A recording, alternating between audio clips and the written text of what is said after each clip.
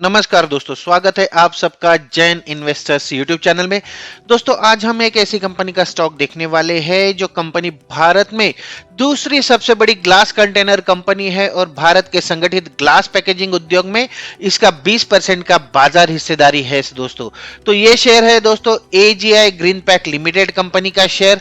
आइए जानते हैं इस शेयर के बारे में। आज हम देखेंगे सबसे पहले इस कंपनी के बिजनेस का ओवरव्यू, इसके साथ साथ हम प्रोडक्ट पोर्टफोलियो, ब्रांड पोर्टफोलियो पर भी नजर डालेंगे, कंपनी के प्रेजेंस की बात कर लेंगे, उसके मैन्युफैक्चरिंग फैसिलिटीज के साथ साथ फाइनेंशियल ओवरव्यू के बारे में बात करेंगे, हाइलाइट्स देखेंगे, फाइनेंशियल क्वार्टरली और ईयरली रिजल्ट्स पर नजर डालेंगे, पॉजिटिव नेगेटिव पॉइंट्स के साथ साथ की फैक्टर्स भी देख लेंगे और शेयर की टारगेट प्राइस कहां पर जाके सेट होती है ये भी हम आज जानने वाले हैं दोस्तों।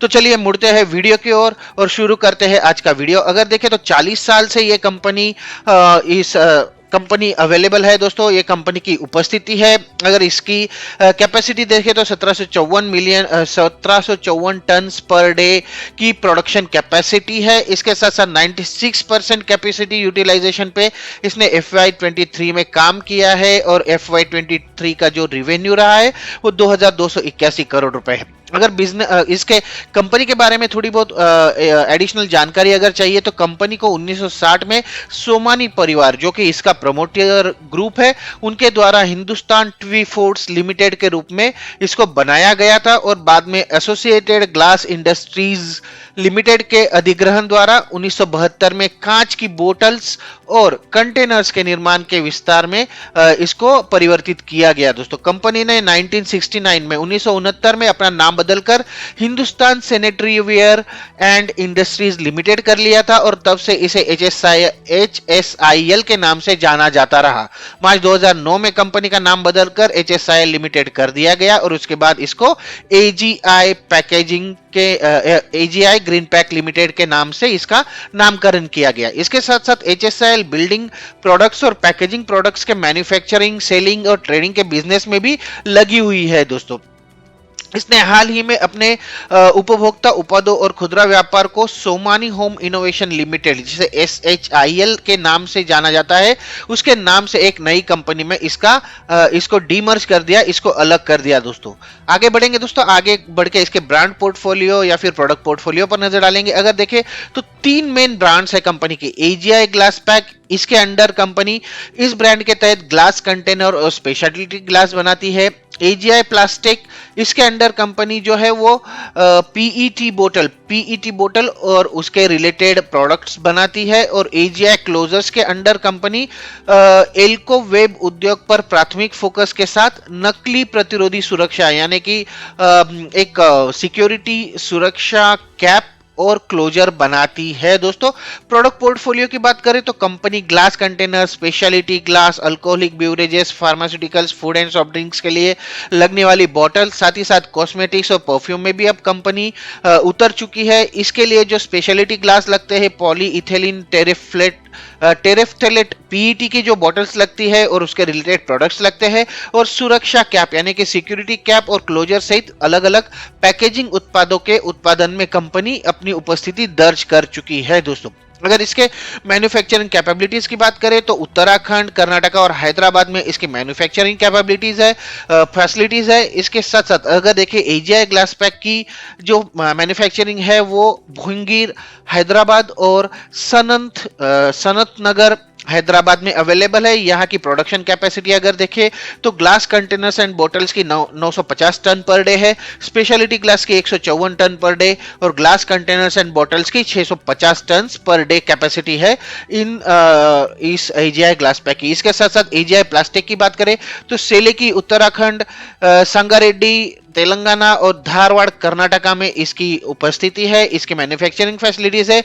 PET बोटल्स और प्रोडक्ट्स यहाँ पर बनते हैं और उत्तराखंड के प्लांट में 2659 टन पर एन्यूम, संगारेड्डी के प्लांट में 2313 टन पर एन्यूम और धारवाड़ के प्लांट में 5284 टन पर एन्यूम इसके PET बोटल्स और प्रोडक्ट्स निर्माण होते हैं। इसके साथ संगारेड्डी तेलंगाना में इसके AGI क्लोजर्स की भी फैसिलिटी है और यहाँ पर सिक्योरिटी कैप्स और क्लोजर्स बनाए जाते हैं स्मॉल और लार्ज।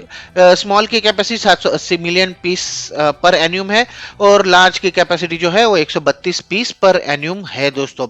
इसके बाद अगर देखें आगे बढ़ेंगे, आगे बढ़ के कंपनी के क्लाइंट लिस्ट पर जरूर नजर डालेंगे दोस्तों। अगर देखें तो बहुत सारे बड़े बड़ी कंपनीज कंपनी के क्लाइंट लिस्ट में ऑलरेडी शामिल है, जिसमें Abbott, Coca Cola, Dabur, Apex, Bacardi, Carlsberg, उसके साथ साथ हेन्स, ग्लेनमार्क, जीएसके, मर्क, रिडजेल, टर्बोजी, Corona, Kingfisher, McDowell, Nescafe, Maggi, Mountain Dew, फीज, किजान, बहुत सारे जो लीडर्स हैं, मार्केट लीडर्स हैं जो पैकेजिंग यूज करते हैं और उसके साथ साथ बोटल्ड फूड बनाते हैं या फिर बॉटल ड्रिंक्स बनाते हैं, वो इस कंपनी के सारे क्लाइंट लिस्ट में शामिल है, जिसमें किंगफिशर, 7 अप जैसी, हेवर्ड जैसी, बकार्डी, कार्ल्सबर्ग, ट्यूबोर्जी और उसके साथ साथ रिश्ता, Thums Up, Sprite, Pepsi, Coke, Kissan, Sula, back Piper sir की बहुत बहुत बहुत बड़ी कंपनी यहाँ पर शामिल है दोस्तों। सारों के नाम तो मैं यहाँ पर नहीं ले पाऊंगा। तो ये बहुत ही अच्छी और अच्छे अच्छे क्लाइंट है इसके क्लाइंट लिस्ट में। तो आगे बढ़ेंगे, आगे बढ़ के कंपनी के फाइनेंशियल नंबर पर जरूर नजर डालेंगे दोस्तों। लेकिन आगे बढ़ने से पहले अगर आपको मेरी दी हुई अब तक की जानकारी पसंद आई है तो मेरे वीडियो को लाइक जरूर कीजिए, और अगर अभी तक आपने मेरे चैनल को सब्सक्राइब नहीं किया है, आप मेरे चैनल पर नए हैं और इससे जुड़ना चाहते हैं, तो मेरे चैनल को सब्सक्राइब जरूर कर लीजिए, क्योंकि ऐसी ही नई नई जानकारी मैं आपके साथ शेयर करने वाला हूं जो आपकी हेल्प कर सकती है आगे की स्ट्रेटेजी डिसाइड करने में। तो चलते हैं, मुड़ते हैं वीडियो के और कंपनी के फाइनेंशियल ओवरव्यू पर नजर डाल लेते हैं दोस्तों। तो चलिए मार्केट कैपिटलाइजेशन की बात करें, अगर देखें तो 3764 करोड़ रुपए का मार्केट कैप है। करंट प्राइस जो है कंपनी के शेयर की 582 रुपए की है। 52 वीक का हाई लेवल जो है 624 रुपए और 52 वीक का लो जो है वो 178 रुपए का है। कम स्टॉक का पी जो है 15.1 का और इंडस्ट्री पी जो है वो 15.5 का। तो इस हिसाब से कंपनी का शेयर एक अच्छे प्राइस पर अभी भी अवेलेबल है। आरओसी की बात करें तो लगभग 15 का आरओसी और 16.6 का आरओई जो है ये एवरेज आंकड़े हैं, बहुत ज्यादा अच्छे भी नहीं कहूंगा मैं।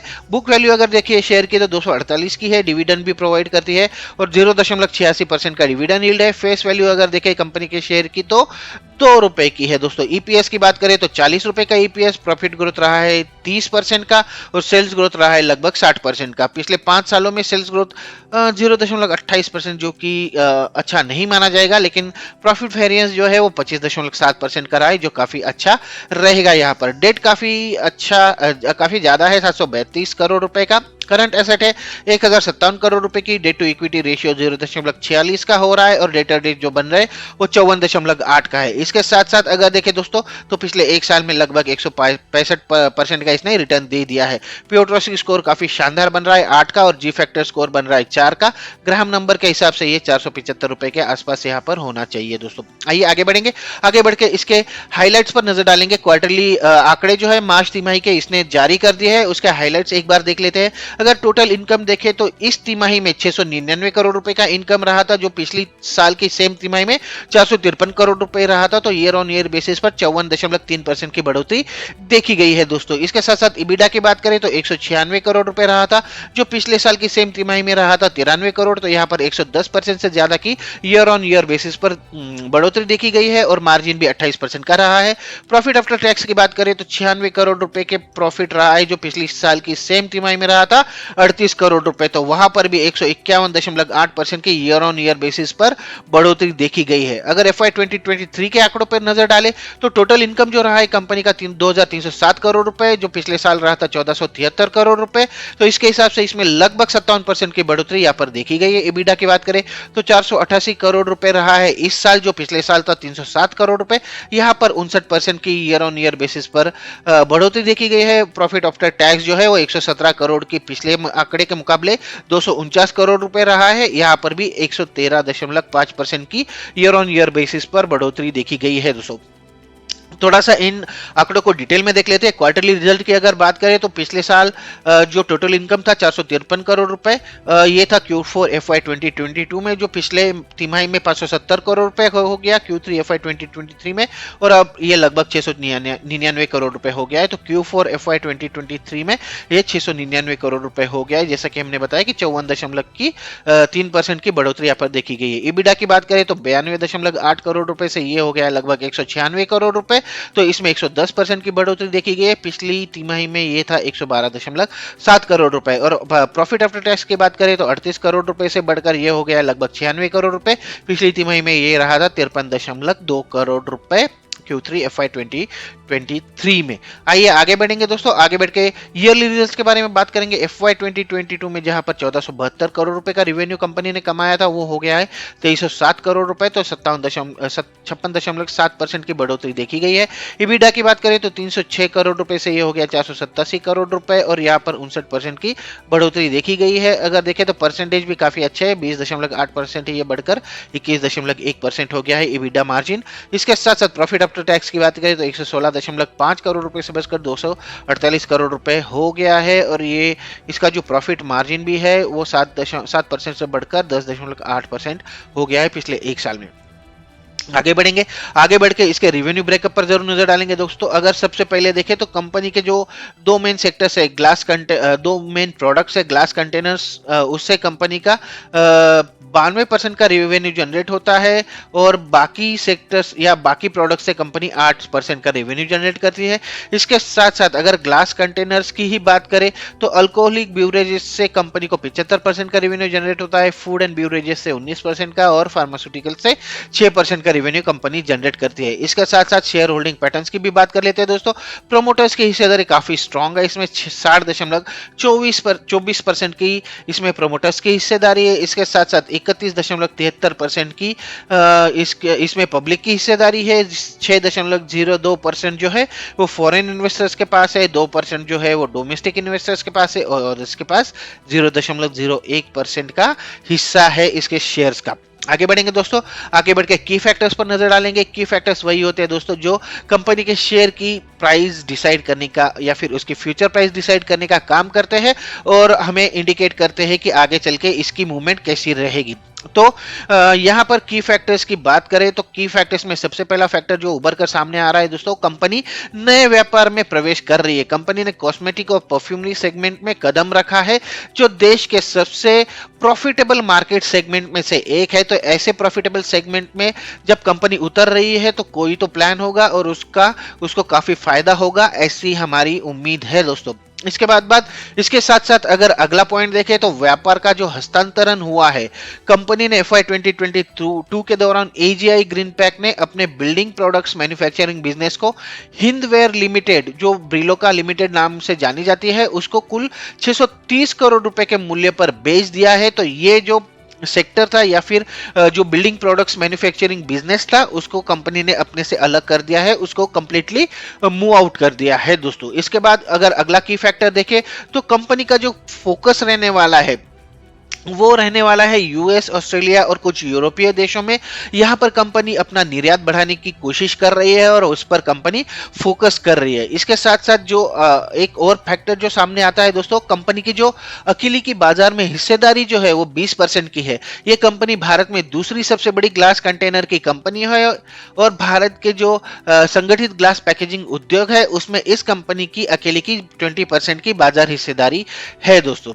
इसके बाद अगर आगे बढ़ के इसके पॉजिटिव पॉइंट्स पर जरूर नजर डालेंगे दोस्तों। अगर पॉजिटिव पॉइंट में सबसे पहला पॉइंट देखा जाए तो कंपनी ने अपने ऊपर जो कर्जा है उसमें काफी कमी की है। इसके बाद कंपनी को काफी अच्छी तिमाही आने की उम्मीद है, जो रिजल्ट्स आए हैं वो काफी अच्छे आए हैं, तो इसकी उम्मीद जताई जा रही थी। इसके साथ साथ कंपनी ने पिछले 5 वर्षों में 25.7% के CAGR की अच्छी लाभ वृद्धि यानी कि प्रॉफिट ग्रोथ दर्ज की है दोस्तों। कंपनी डिविडेंड पे आउट करती है और लगभग 19.5% का इसका लाभांश भुगतान परसेंटेज है, तो काफी अच्छा लाभांश है या फिर काफी अच्छा डिविडेंड पे आउट करती है कंपनी के डेटर एज यानी कि कर्जदार दिवस जो है वो पिछले तिमाही में 75 दिन थे, वो सुधरकर लगभग 55 दिन के करीब आ गए हैं, 54.8 दिन रह गए हैं। तो ये भी एक पॉजिटिव संकेत माना जाएगा। और कंपनी की जो कार्यशील पूंजी की आवश्यकता है वो 129 दिनों से घटकर लगभग आधे से भी घटकर या फिर मैं बोलूंगा कि 1/3 रह गई है, 41.5 दिन हो गई है दोस्तों। तो ये थे पॉजिटिव पॉइंट। इसके साथ साथ नेगेटिव पॉइंट्स पर भी नजर डालेंगे दोस्तों। कंपनी ने पिछले 5 वर्षों में 0.28% की खराब बिक्री वृद्धि या सेल्स ग्रोथ दर्ज की है, जो मैंने पहले भी हाईलाइट किया था दोस्तों। कंपनी का पिछले 3 वर्षों में इक्विटी पर जो रिटर्न रहा है वो उतना अच्छा नहीं रहा है दोस्तों। 13% का रिटर्न है, जो एवरेजली अच्छा माना जाएगा, लेकिन इस सेक्टर के हिसाब से इसमें और ज्यादा अच्छे रिटर्न की उम्मीद जताई जा रही थी दोस्तों। इसके बाद हम आगे बढ़ेंगे, आगे बढ़ के कंपनी के शेयर की टारगेट प्राइस के बारे में जरूर बात करेंगे। तो हमने इस कंपनी के बारे में जाना दोस्तों, साथ ही देखा कि कंपनी का बिजनेस क्या है, कंपनी की फ्यूचर स्ट्रेटजी क्या है। ओवरऑल ये शेयर एक अच्छा शेयर नजर आ रहा है दोस्तों। कंपनी अपना जो फ्यूचर प्लान्स है उनको काफी एग्रेसिव तरीके से यहाँ पर इंप्लीमेंट कर रही है और लंबे समय से अपने इन्वेस्टर्स के भरोसे पर यह शेयर खरा उतरता भी आया है दोस्तों। अगर शेयर की टारगेट प्राइस देखने से पहले मैं आपको इसके परफॉर्मेंस के बारे में जरूर बता दूंगा दोस्तों। जैसा कि मैंने पहले बताया कि इस कंपनी के स्टॉक ने बीते एक साल में अपने शेयर होल्डर्स को 166% का मल्टीबैगर रिटर्न दिया है दोस्तों। काफी शानदार रिटर्न यह माना जाएगा। यही नहीं, इस शेयर की कीमतों में पिछले 6 महीनों में दोस्तों 97% तक का उछाल देखा गया है, 97% की बढ़ोतरी देखी गई है। 3 महीने की बात करें तो 3 महीने में भी ये शेयर 73% उछला है और पिछले एक महीने में भी इस शेयर में 46% तक की बढ़ोतरी देखी गई है। 46% का रिटर्न देकर ये शेयर अपने शेयर होल्डर्स को मालामाल कर चुका है दोस्तों। इसके साथ साथ कोरोना के बाद की अगर बात करें तो कोरोना के बाद इस शेयर में लगभग 1100% की बढ़ोतरी देखी गई है। 1091% का इस शेयर ने पिछले 3 सालों में रिटर्न दिया है अपने शेयर होल्डर्स को। तो जबरदस्त परफॉर्म करता हुआ नजर आ रहा है। ओवरऑल पिछले 3 महीनों में जबरदस्त उछाल के बाद इस शेयर में थोड़ा बहुत करेक्शन देखा जा सकता है दोस्तों, तो घबराइएगा मत। लेकिन 550 की लेवल पर अगर आ जाए शेयर तो आप उठा सकते हैं, लेकिन थोड़ा थोड़ा करके अकोमुलेट कीजिए और इसके साथ ही इसको स्टॉप लॉस लगाकर जरूर खरीदे दोस्तों। अगर सारे फैक्टर्स को कंसीडर किया जाए तो उससे पहले दोस्तों इस शेयर को अपने 200 डीएमए लेवल पर लगातार सपोर्ट मिलता हुआ देखा गया है। अगर आप लोग लॉन्ग टर्म के हिसाब से इसमें इन्वेस्ट करना चाहते हैं तो ये अच्छा ऑप्शन साबित हो सकता है। इन सारे फैक्टर्स को कंसीडर किया जाए तो अगले एक साल में कम से कम 30 से 40% की बढ़ोतरी देखी जा सकती है इस कंपनी के शेयर में, और ये 750 से 800 के लेवल छू सकता है, ऐसा हमारा अनुमान है। तो ये था एजीआई ग्रीन पैक कंपनी के AGI green pack limited company का शेयर का फुल एनालिसिस दोस्तों। आशा करता हूँ कि ये वीडियो आपको पसंद आएगा और आपकी हेल्प करेगा आगे की स्ट्रेटेजी डिसाइड करने में। तो आज की वीडियो में मैं यही रुकता हूँ। आज के वीडियो में बस इतना ही दोस्तों। मिलते हैं अगले वीडियो में एक नए शेयर के साथ, एक नई जानकारी के साथ। तब तक के लिए नमस्कार।